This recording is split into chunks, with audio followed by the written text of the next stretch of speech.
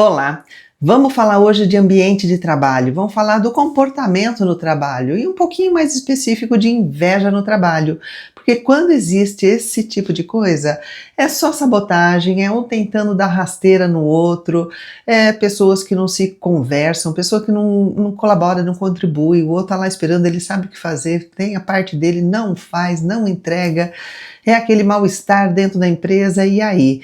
E como vocês têm me perguntado muito sobre ambiente de trabalho, coisas que acontecem, o que pode fazer, vamos falar o vídeo de hoje sobre isso. E na segunda parte, os comentários do vídeo anterior, então vai ter assunto sobre julgamento alheio, como lidar com o julgamento alheio e pedir desculpa, mas não deu resultado. O que acontece então? O que a gente pode fazer quando a gente pede desculpa, só que não resolveu nada, fica tudo igual.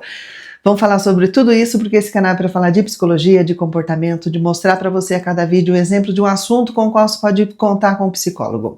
Eu mesma não atendo, mas apresento meu site, tem uma equipe grande, link aqui, ou pelo WhatsApp bem prático de pegar as informações, horário, valor, local de atendimento, presencial na região da Avenida Paulista, para quem está em São Paulo, online para qualquer lugar, até para quem está em São Paulo também. Então vamos lá. Não esquecendo de falar para você já deixar o like no vídeo, se inscrever, aquilo tudo que você já sabe que é importante para o canal. Então vamos começar. Uma frase muito repetida no meio organizacional, e não tem muito autor definido não, porque eu já vi várias pessoas mencionando essa frase como se fosse delas, então não sei quem foi o primeiro que falou, mas eu acho que tem bastante sentido, que é o seguinte: as pessoas entram nos empregos por currículo e saem por comportamento. E foi comprovado por mim quando eu trabalhava em RH, que como isso é verdade, né? Na hora de uma pessoa entrar na empresa, uma coisa que é muito avaliada, qual é a sua experiência, você já sabe lidar com isso, você tem habilidades para trabalhar com o tipo de serviço que a gente tem aqui nessa empresa, quais são as suas capacidades, tudo isso é muito bem observado. Mas quando eu trabalhava, eu fazia, inclusive foi até uma coisa que eu respondi para uma médica que eu estava esses dias fazendo exame, que ela perguntou, você trabalha em quê? Eu contei dela. Ela falou alguma coisa de empresa, eu falei, trabalhei muito tempo em empresa, recrutamento e seleção. Ela falava, então precisa sempre selecionar os melhores funcionários. Eu falei, não, nem sempre o pessoal, um bom psicólogo da seleção, seleciona exatamente o melhor funcionário. Ele seleciona o funcionário que melhor se encaixa naquilo que a empresa precisa. E o psicólogo também tem que ter muita percepção do que a empresa precisa, porque às vezes a empresa faz um discurso de que precisa de um tipo de coisa, mas você está vendo que precisa de outra. Que nem o que eu fazia, o que eu achava que era mais interessante no meu trabalho, era o casamento entre o funcionário que ia entrar e o chefe que ele ia ter. Vamos ver quem é esse chefe, como ele é, quais são os valores dele, as prioridades dele, porque às vezes você percebe um monte de coisa na pessoa, mas na hora que ele abre a boca ele tem um discurso diferente, muitas vezes um discurso decorado, repetido de algum lugar que ele já ouviu e achou bonito. Só que não é exatamente o que vai funcionar com ele. Então, às vezes, eu até colocava um candidato que tecnicamente ali não era o mais preparado, mas é o que dava certinho para se relacionar com esse. E aí não tinha certo e errado, não. Não é tem que ser mais assim, tem que ser menos assado, tem que ser. Que nem esses dias também me veio uma pergunta de uma pessoa, numa empresa de tal serviço, eu vou participar do processo de seleção, o que é mais importante eu responder? Né? Não tem como eu falar, que é só quem está lá dentro da empresa sabendo o que essa empresa considera interessante, ou quem está vendo o que realmente considera interessante. Então é isso. Então as pessoas elas entram no emprego por currículo, porque é isso que a empresa olha, você sabe fazer, você não sabe fazer, mas acaba saindo porque o comportamento dela não bateu com quem estava lá. Falou coisas, fez coisas, deixou de fazer coisas que não agradou, e é por isso que vai embora. Mas eu sei tanto, eu sou tão preparado, mas eu fiz cursos, eu fiz pós-graduação. Mas fofocou, isso, por exemplo, né?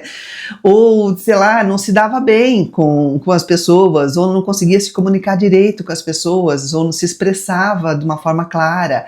Enfim, era o comportamento mesmo que definia, né? Tudo bem, você é muito capacitado, mas não dá para você ficar aqui nesse grupo de trabalho e vai embora mesmo, né? E a pessoa, de forma geral, as pessoas, né, quando estão numa empresa, falando em nome de uma empresa, gostam de esquecer que o local de trabalho é composto por seres humanos, é composto por pessoas, né? E até as empresas que tentam ser modernas, né? Tem aquelas empresas que colocam um tempo e um local para que tenha interação, para que tenha divertimento, para que tenha distração, né, ali com os funcionários, de interação entre eles, de conversa, de fazer alguma coisa junto, acaba cobrando desses funcionários um trabalho sobre-humano. Tipo assim, que todo mundo é legal, todo mundo é feliz, tem café de graça, tem uma área bacana de jogos, só que você vem, você joga, só que vai trabalhar até meia-noite, tá? Ou até 1, 2 da manhã. Quer dizer, não é uma coisa que acrescenta, é uma troca. Ó, eu te dou um negócio bacaninha aqui, mas vou cobrar, né? Ou então, aquela empresa que cobra coisas impossíveis que só existem na cabeça do chefe, né? Eu quero esse resultado aqui. E aí me faz lembrar bastante de um déspota muito eficiente, não sei se vocês acompanharam a história do Steve Jobs. Muito eficiente, muito eficiente. O que ele fez, a Apple simplesmente paralisou, né? Não anda mais do mesmo ritmo que andava. Por quê? Ele pedia coisas impossíveis, né? Não, a gente tem que fazer isso. Mas não dá, mas não acontece. Se vira, arruma um jeito, nem eu sei como é que vai fazer, mas isso tem que acontecer dessa forma. Então ele tinha uma visão muito à frente, e agora a Apple é só mais um, né, no meio da multidão, faz a mesma coisa que todas as outras empresas fazem, não está mais na frente. Antigamente estava sempre alguns passos na frente, tudo que lançava era muito diferente. Por quê? Tinha essa pessoa com essa cabeça que pedia coisas que só estava para os outros realizarem coisas que só estava. Então, é um líder, de fato, se você quer um exemplo de líder, tá aí, só que ao mesmo tempo era um déspota. Mas enfim, as pessoas têm o seu lado humano, imperfeito e complexo, e ela vai se comportar no ambiente de trabalho da mesma forma que ela se comporta no mundo externo, né? Do jeito que ela é na família, com os amigos, ela leva esse ela para o trabalho dela. E aí as pessoas fofocam. E proibir fofoca, você só vai fazer com que as pessoas elaborem formas cada vez mais complicadas e complexas de continuar a fofoca. Vai fazer cada vez mais escondido, vai fazer por meio, mas não vai eliminar a fofoca, não adianta, né, proibir a fofoca. As pessoas tentam passar a perna nas outras para ter vantagens, né? Na empresa vai acontecer também, depende da índole de cada um. Não é porque entrou numa empresa, deixou o você, sua personalidade da porta para fora. Não deixa, entra junto com você. Pessoas preferem ficar sozinhas no seu canto, outras preferem se unir a grupos barulhentos, conversadores, e assim fazem no trabalho. E cada empresa vai valorizar um estilo ou outro. Tem empresa que vai achar que o mais interessante é o funcionário que fica quietinho na dele ali fazendo o que tem que fazer. Tem empresa que acha interessante, não, tem que ter um clima de interação, tem que ter essa coisa. E aí aquele coitado que fica sozinho no canto pode estar até produzindo mais, mas né, você não é a nossa turma e aí acaba ficando excluído. Acontece, né? E as pessoas podem ser invejosas, né? E elas vão ser assim na vida delas como no trabalho. E a gente chegou nesse assunto no ponto de hoje, que é inveja. Dor de cotovelo, olho gordo, tem gente que define como desgosto provocado pela felicidade alheia, que, enfim, eu acho que não é uma definição, é uma descrição. A pessoa sente um desgosto intenso, né, quando vê a felicidade no outro. Mas eu tenho a minha definição que eu acho mais interessante, que a inveja é a incapacidade de lidar com frustração.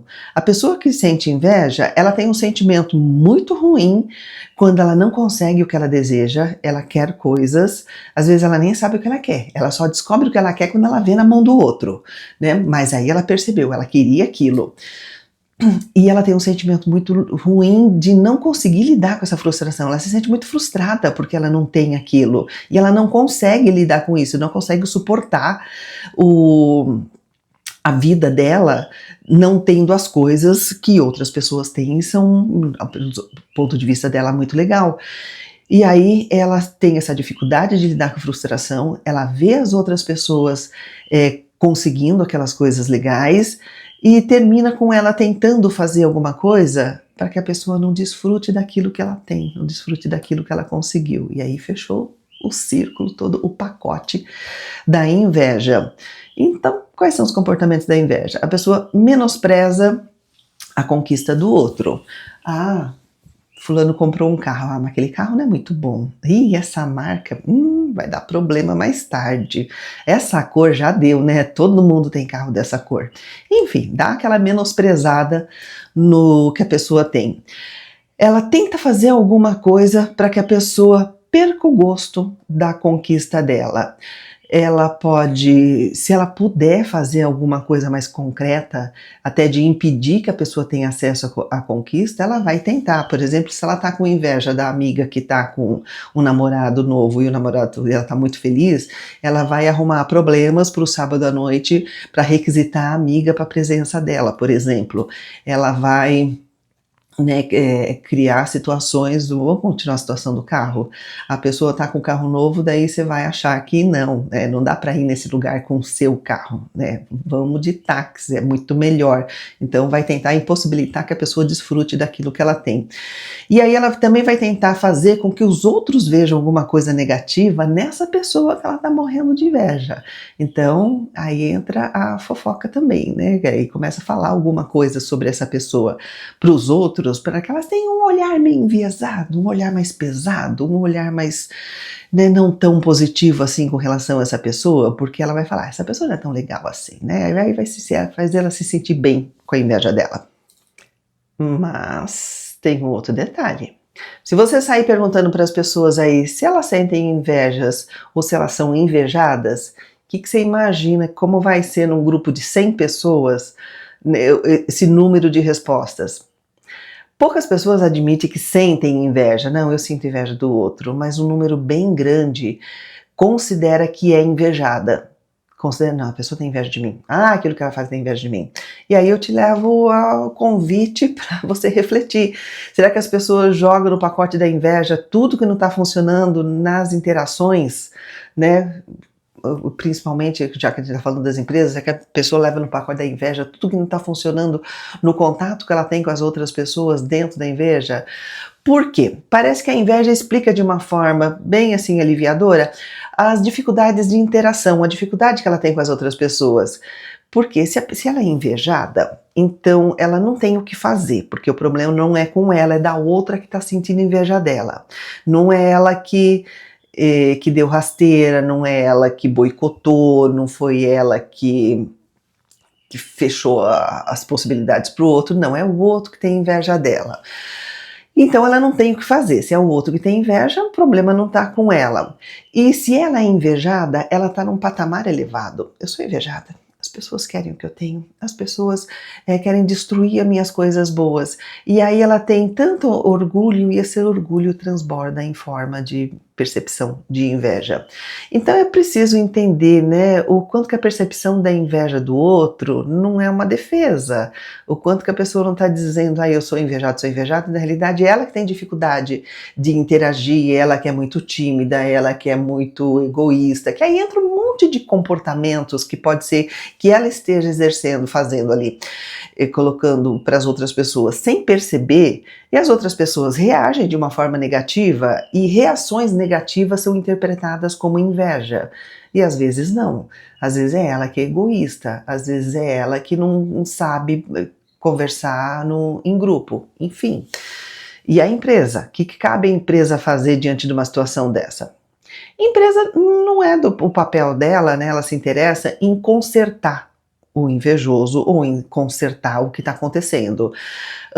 Em ambientes onde a produtividade é a ordem, né? Se a gente está falando de empresa, a gente está falando de produtividade. Se você foi contratado, eu estou comprando o teu serviço, então você vai ter que retribuir em produtividade.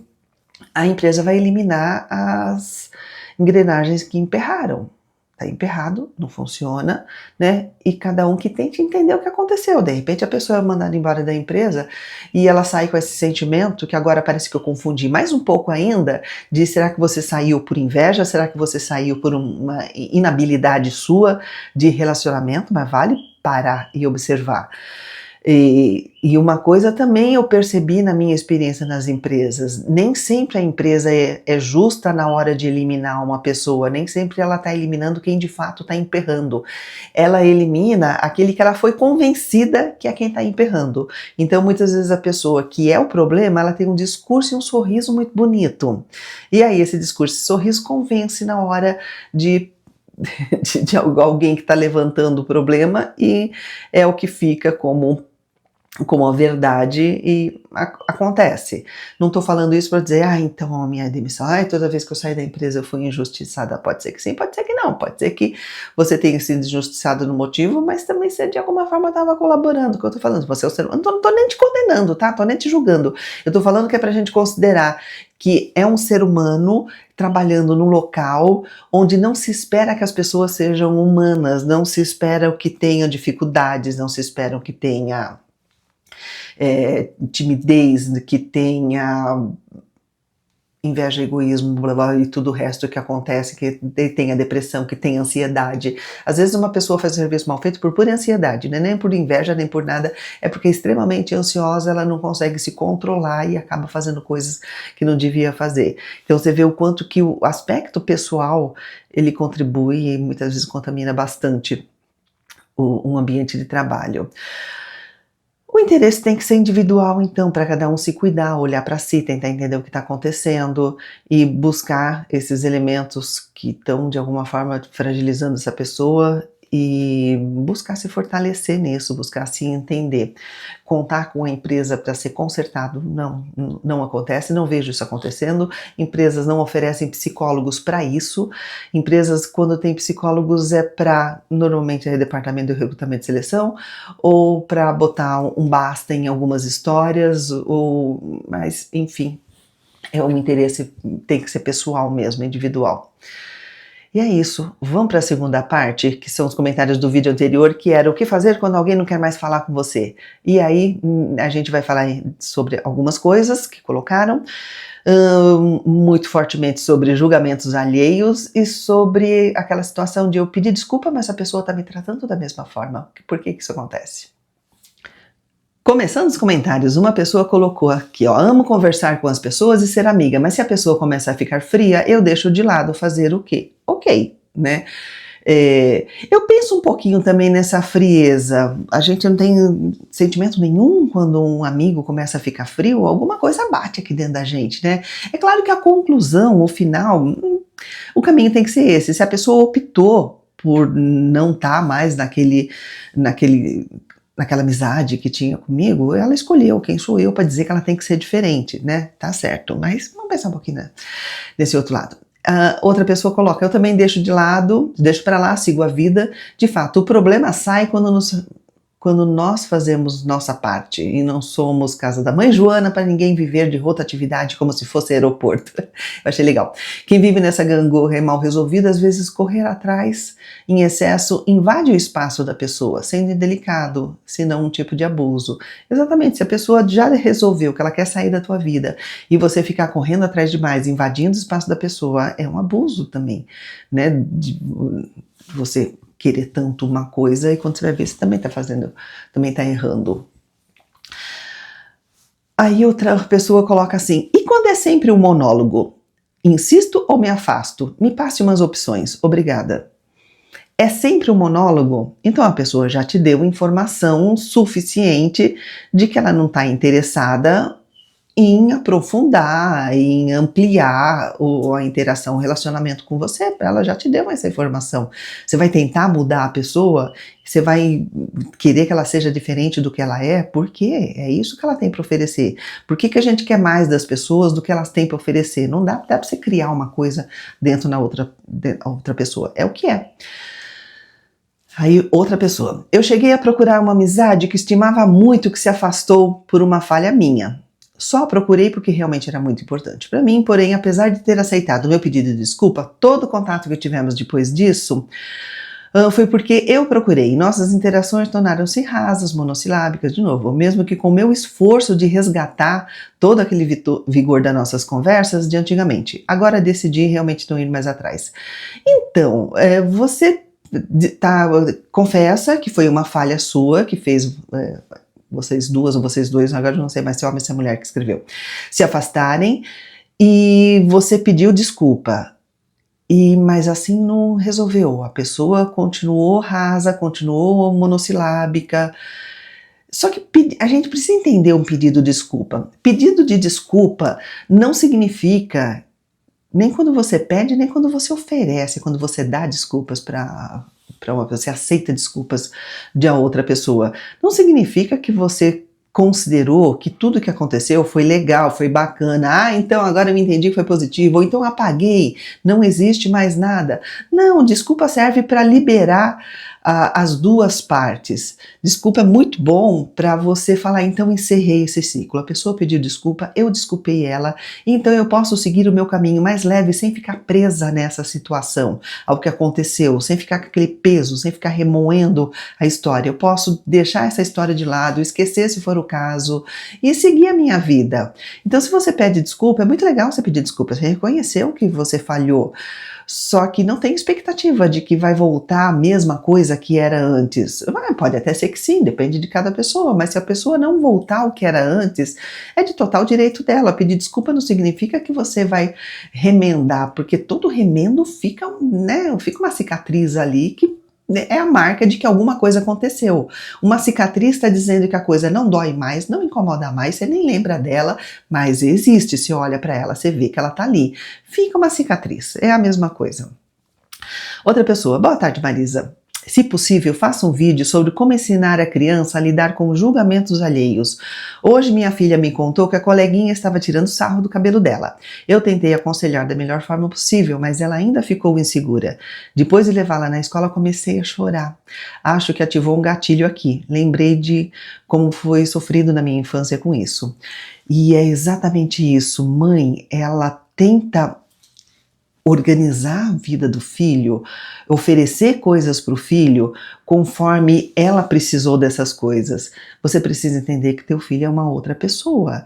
Se para você foi muito sofrido e de repente para ela também, foi delicado, ela não ficou chateada com o que aconteceu, claro, ninguém gosta de que tirem sarro do seu cabelo nem de nada seu, porque realmente é muito chato, mas você percebe que quando você vai falar com a sua filha, você precisa colocar o ponto de vista dela, o que está acontecendo com ela, e não o que aconteceu com você. Você é uma outra pessoa, viveu uma outra história, tem uma outra situação.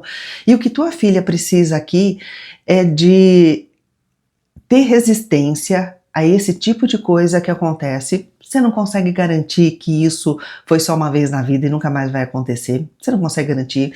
O que você precisa é oferecer força para ela para lidar com esse tipo de coisa e seguir em frente. E considerar que foi a outra pessoa que errou. Eu não tenho nada errado comigo. Se ela não gosta do meu cabelo, fazer o quê?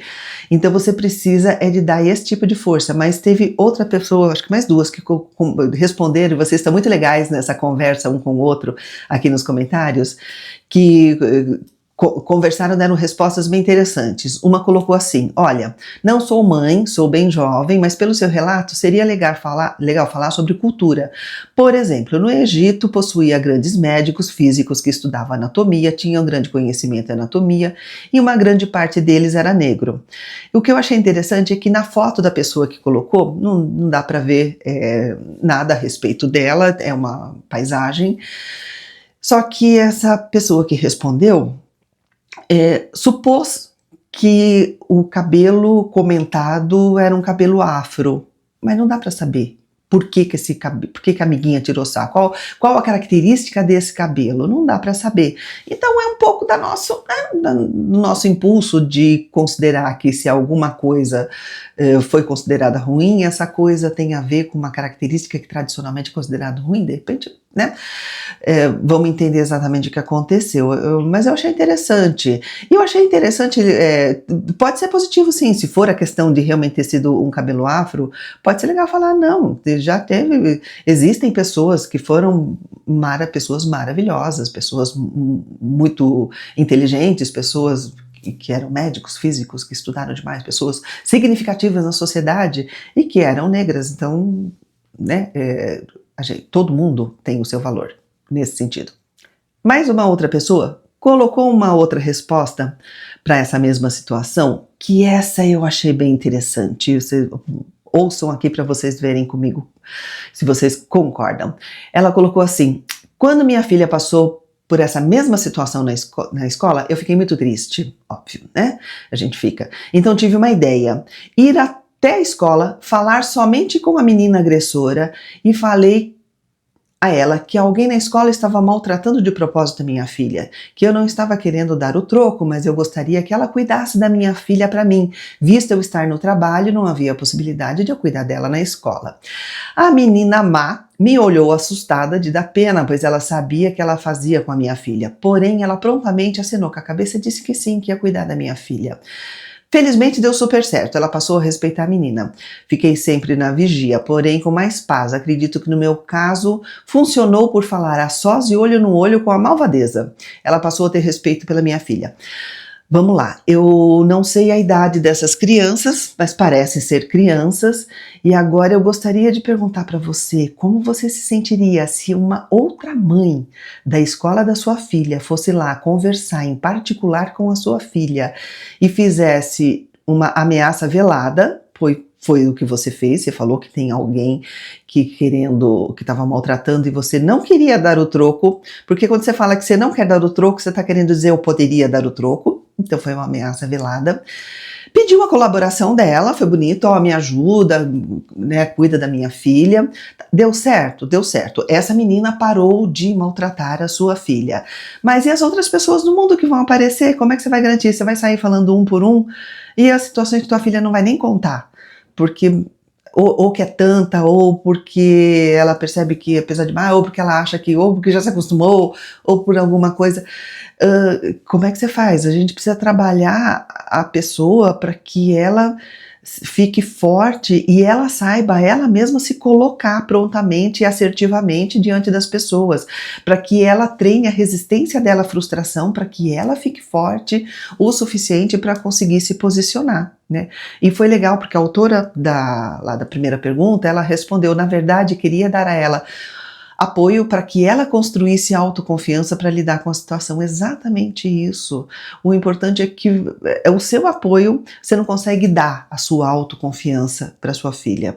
Por mais que a gente queira fazer isso, por mais que a gente queira arrancar o coração da gente, a gente não consegue fazer, mas você consegue dar apoio e ajudar a construção dela na própria autoconfiança. Isso a gente pode fazer e é isso que vai funcionar. Porque se você der uma confiança externa, ela vai estar sempre dependendo de você, tá sempre recorrendo a você. Mas mãe, vem cá, resolve isso aqui para mim, mãe, resolve isso aqui para mim. E não é o que a gente quer. Aí um outro comentário. Tinha uma pessoa muito querida que simplesmente se afastou de mim. Procurei porque gostava muito da amizade e me falou que estava passando por momentos difíceis. Eu disse, por que não se abre comigo? Aí ela se abriu, ajudei, passei meses e se afastou de novo. Aí eu entendi que essa pessoa não fazia questão de mim, então me afastei definitivamente. Tá, essa pessoa se afastou de você. Você chegou oferecendo um bônus para ela. Não, você tá mal, você não tá bem, vem cá, meu ombro, meu ouvido tá aqui para você. Ela falou, que bom, eu tenho um ombro e tenho um ouvido. Só que ela já tinha te dado prova que se você mesma não era tão importante, mas teus serviços, né, digamos assim, de ombro, de ouvidos, foram importantes, que era o que ela estava precisando. Você chega... Por isso que quando a gente quer um relacionamento, um contato com uma pessoa, seja de amizade do que for, a gente não pode chegar oferecendo benefícios, porque a pessoa vai aceitar o benefício. E aí, a hora que o benefício acaba, não precisa mais, ela vai embora, porque era isso que existia na relação. Então a gente precisa prestar atenção nisso. Não adianta você oferecer uma coisa legal e falar, pronto, agora é a tua vez, tá? Agora é a tua vez de me oferecer uma coisa. Não, as pessoas não são assim. Ela vai te oferecer alguma coisa legal se for dela, se tiver uma interação realmente bacana entre vocês. Aí, uma outra pessoa coloca, tô passando por isso no trabalho, eu dei uma mancada e pedi minhas sinceras desculpas com essa pessoa. Parece que não voltou ao normal, éramos muito amigos. Eu estou fazendo minha parte para reaproximar, mas está só me ignorando. A mesma coisa que eu falei da outra pessoa, né? Você deu uma mancada e pediu desculpa, peça desculpas para você tanto ficar leve com a sua consciência de que você reconheceu que não foi legal o que você fez e você deixou outra pessoa saber, e você vai deixar a outra pessoa ficar leve também, falando, pronto, já posso encerrar esse assunto na minha cabeça, não preciso mais ficar remoendo isso. Só que querer amizade de volta é outra história, é um outro departamento, é mais um outro passo. Não adianta a gente exigir, querer, vai ficar frustrado com uma coisa que não vai acontecer. E o que você vai fazer com a sua frustração? Olha o que eu tô falando no vídeo de hoje aqui em várias situações. Aprender a lidar com as frustrações. Às vezes tem coisas que a gente quer e a vida não oferece. E se não oferece, a gente faz o quê? A gente senta, chora, lamenta, para com a vida? Não, a gente sai fazendo as outras coisas que são legais e interessantes e que vale a pena. É isso. Aí uma outra pessoa coloca, e se for um filho adulto que não me procura mais por causa de uma cobrança que fiz de um compromisso assumido? Simplesmente sumiu, não procura, nem me liga, nem manda mensagem e também não pagou o que devia. Se você tem um filho adulto, a gente precisa entender uma coisa. Se você é mãe, você errou. Não tem jeito, a gente não é perfeita. Né? A gente vai falar bobagem, a gente não vai dar o suporte em todo que a criança, a situação que eu falei de mãe agora, a gente não vai fazer tudo perfeito, maravilhoso como devia ser feito, porque a gente é um ser imperfeito, então vai dar uma mancada de vez em quando. E se seu filho tem alguma coisa que ele guardou de você e por isso ele se afastou, pode ser por isso. Ou pode ser só uma pessoa que não quer pagar as dívidas dele mesmo, né? Porque você cobrou, ele não quis pagar, continuou levando a vida dele. Pode ser que seja somente que aí não dependeu, não foi você que conseguiu colocar uma índole na cabeça desse ser humano que por coincidência aí é teu filho. Então, é o que eu falo, a gente tem a responsabilidade do que está construindo na cabeça dos filhos e a gente também pode cobrar a responsabilidade dos nossos pais do que eles construíram na nossa cabeça até uma certa idade. A partir de uma certa idade, a hora que a gente se torna adulto, a gente tem total capacidade de parar, rever e remoldar tudo o que aconteceu. Aí você pode olhar para o seu pai e para sua mãe e falar, entendo, não foram perfeitos, também não sou. Né? Para que vai ficar cobrando perfeição? É raro, mas vamos seguir em frente. É meu pai, é minha mãe, vamos lá, dar um abraço, vamos embora, vamos continuar a vida. O filho adulto pode fazer isso, se ele quiser, é uma escolha dele. Aí vai depender dele, aí não depende mais de você. Vai depender do que ele tá querendo para ele.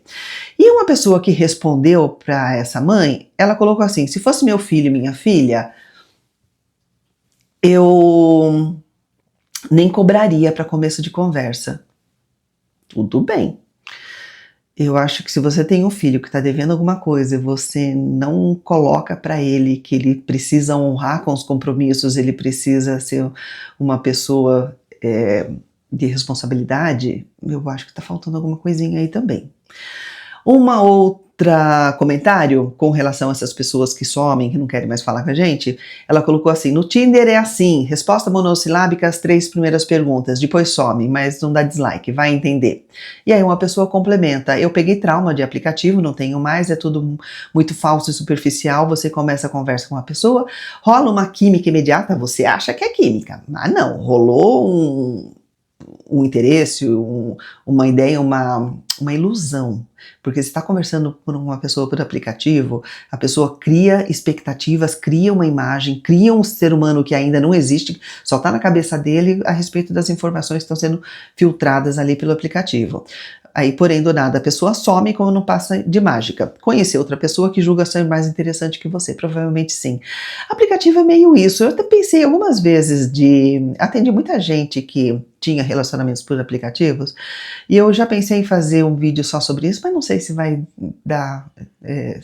vai ser tão interessante, porque eu acho que tá tão fácil de a gente olhar e entender que um relacionamento que começa ou enquanto ele está no virtual, ele é muito moldado por ilusões, por ideias que você tenta quer passar para a pessoa, porque as fotos são com filtro, porque as informações que a pessoa coloca a respeito dela é também o que ela acha. Ela não vai colocar os defeitos, nem é para colocar os defeitos, mas e é uma tabela ali, ó, de quem é melhor isso, essa que parece bacana, mas realmente isso que a pessoa falou, apareceu outra pessoa que parece aqui, isso é um pouco mais bacana. Ou então a pessoa tá lá só para conseguir seguidor no Instagram, tá lá só para passar o Instagram dela e colocar um monte de gente nas redes sociais dela, ela não quer ninguém ali de vida concreta mesmo. Então é tanta coisa realmente muito confusa. Em aplicativos o negócio não tem expectativa nenhuma. O negócio é, se você quer se divertir, divirta-se, mas sem criar, né, aí um futuro com a pessoa que você quer. Mas acontece coisas legais. Eu conheci 3 pessoas próximas que conheceram pessoas em aplicativos e funcionou, o relacionamento andou muito bem, legal. Mas enfim, é isso. O que você achou disso tudo? Me coloca nos comentários também. Vamos conversar mais sobre isso. E não esquece de deixar o like do vídeo, se inscrever. Obrigada por me assistir.